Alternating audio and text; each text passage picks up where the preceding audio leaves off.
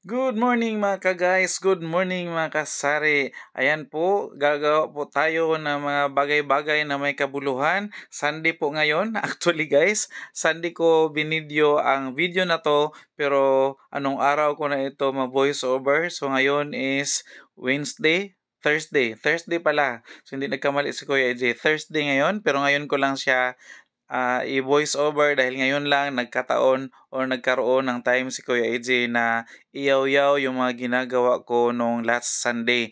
Ginawa ko pala yan guys, ang ating mga sitsirya. Bago kasi kami nag-grocery is nag-open pa kami ng umaga basta Sunday. So, bago siya maabutan ng another batch na naman ng mga sitsirya, ginawa ko na kung ano yung nararapat gawin dahil inabot na yan guys ng isang linggo na naman. So ayokong maabutan na naman siya ng another batch of sitsirya para ma-separate na siya at saka mauna na siyang ilagay doon sa lagayan namin sa mga pabitin.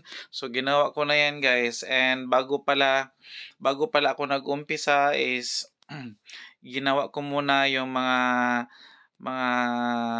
tuyo. Inuna kong i-repack nung maagang-maaga pa na hindi pa kasagsagan ng ng mga customers, and after ako mag-repack ng mga tuyo is sinunod ko itong ating mga sitsirya dahil sa damok-damok na lang siya guys, and napapatungan yung ibang mga sitsirya is nagiging wala ng hangin. So kahit na wala siyang hangin guys, basta hindi pa siya expire is binibenta pa rin ni Kuya AJ kung hindi kinakain. So ang ginagawa namin is pag bilhin siya ni customer, una namin binibigay yung mga wala ng hangin, pero pinabubuksan muna namin bago nila dalhin or saan man iuwi nila sa bahay para ma-make sure natin na hindi siya expired o hindi pa makunat yung sitsirya. Dahil pag na-open na niya at saka makunat, right there and then, dahil kailangan namin palitan. So, para mabenta pa rin kung sawa na si Kuya AJ kasi guys, sa pagkain ng mga sitsirya na walang hangin. So, kadalasan po kasi, kahit na wala siyang hangin, hindi pa rin siya expired. So, para hindi rin nakakadismaya kay customer na aalis siya na walang hangin yung bitbit niyang sitsirya. Kung hindi naman siya maarte guys, talagang papayag siya na doon siya buksan at saka para ma-check kung may ano ba, kung makunat ba yung sitsirya na nabili niya. So ayan, nagbubutas si Kuya AJ, ingat-ingat lang dahil yun nga, yung pangbutas ko is malaki yung kanyang pangbutas talaga yung kanyang yung kanyang opening is malaki. So sa liit ng sitsirya, minsan is kung hindi ka maingat is nadadamay and nabubutas yung mismong sitsirya. So yun, makain na talaga ni Kuya AJ yung mga ganun. So maswerte at sa kaiingat ko is hindi talaga nagkaroon ng kahit na isa na damage doon sa pangbutas ko. So gano'n lang kaingat si Kuya AJ. And after ng ginagawa ko 'yan guys is itutusok ko 'yan sa alambre para ibitay or isabit doon sa namin sa sabitan. And while gumagawa pala ako niyang mga butas na 'yan, nagbubutas ako ng mga tsitsirya, is nagtitinda din ako pero hindi ko na sinali doon sa ko guys. Hindi ko na sinali yung habang tumatayo ako, pinutol ko na lang para at least excuse me po, para at least hindi rin humaba masyado at saka baka wala na akong magiging iyaw-yaw or ano pa yung masabi ko tungkol doon sa vlog dahil po limited lang. Limited lang po ang ni Kuya AJ diyan sa ating mga sitsirya. At saka para hindi siya complicated yung topic natin, so diyan tayo mag-stick sa sitsirya. Ayan po. Kaya pala guys, medyo yung ko na kikita nyo yung ko guys, buhok is pinapalid siya or lumilipad siya sa hangin. Palid kasi yan siya sa Bisaya. Lumilipad siya sa hangin and naaaninag ninyo yung laki na laki ng noo ko. Pati yung paupaw na o pakalbo na na buhok ni Kuya AJ is klarong-klaro ninyo. At saka need ko na pala guys magpagupit, Pero siguro mga sa susunod na araw na ako magpagupit guys or kung bukas may ano ako dahil ano ngayon, Thursday ngayon or bukas baka free ako. So makapagupit si Kuya AJ. And shout out pala guys sa bago ko makalimutan, shoutout pala sa aking mga kamag-anak, sa mga Garcisa and Clamor clan dahil meron kaming gagawing ano sa Saturday at saka sa Sunday is meron kaming family reunion. Kung kayo may nanonood, kung nakasupport kayo kay Kuya AG, pero iwan lang. So, salamat sa mga relatives ni Kuya AG na nakasupport. Pero doon sa mga hindi nakasupport, salamat pa rin. Kahit hindi kayo nakasupport, shoutout ko kayo. Baka gusto nyo or iniimbitahan ko kayo na pumunta and umattend na ating family reunion sa Tamugan, Kalinan, Davao City. Doon po kasi i-held yung reunion namin sa side na aking mother side sa Garcisa Clamor Clan. Ayan, ulitin ko, ngayong Saturday and Sunday is family reunion natin after ng pandemic. Ilang years tayo hindi nakapag-celebrate or nagkita-kita. So, hopefully, attend kayo sa Saturday at saka Sunday. So ano yan siya, 19 at saka 20 ng taong 'to, August. So balik tayo guys sa topic ni Kuya AJ, ang pagbubutas na ating mga tsitsilya. At alam niyo pala guys, update ko na rin pala kayo sa presyo na ating mga tsitsilya dahil hindi naman natin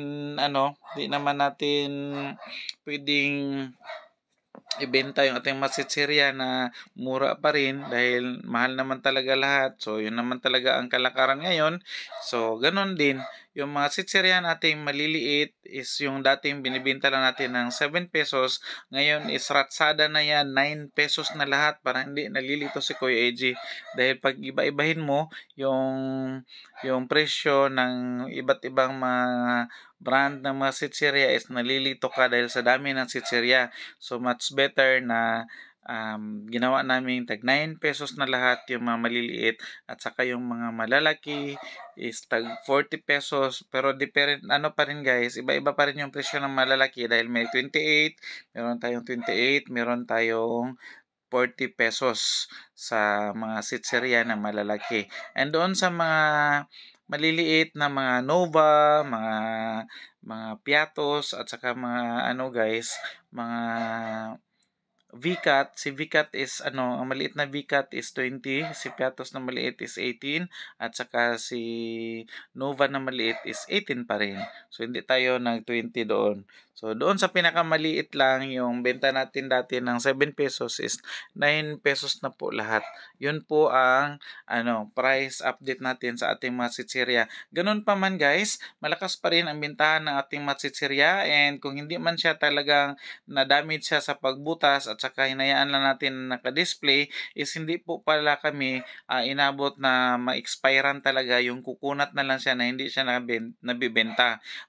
Sa tulong ng Diyos at saka sa aming mga customers na laging tinatangkilik ang aming mga sitsirya is hindi pa naman kami umabot sa point na na-expire talaga yung sitsirya namin and nalugi kami dahil hindi siya nabenta at saka inabot ng ilang buwan doon sa displayhan. So far, yun nga, sabi ni Kuya AJ is, benta pa rin ang aming sitsirya at saka best seller pa rin siya compared sa ibang mga paninda na minsan yung mga hindi talaga hinahanap ni customers na may mangingilan-ilan lang yung mga naghahanap is aabutan talaga ng expiration. Pero sa chichirya, purya buyag is hindi pa talaga siya na expire. At saka kung sa tingin ni Kuya AJ is matagal-tagal na talaga siyang naka-display at saka hindi talaga tinangkilik ni customers is kakainin na natin. Yun ang pinakasolusyon ni Kuya AJ. Kung hindi natin kakainin or baka pwede kayong mag-buy one, take one or baka mag-buy one ang take one is naka half price, baka pwede nyo gawing ganyan. At least may diskarte si Kuya AJ na ibinahagi sa inyo para at least hindi kayo nalulugi. Para na lang ninyo guys, ibenta nyo na mas mura or balik kapital bago siya ma-expire. At saka ginagawa ni Kuya AJ, kung meron talaga, is kakainin natin bago siya masira.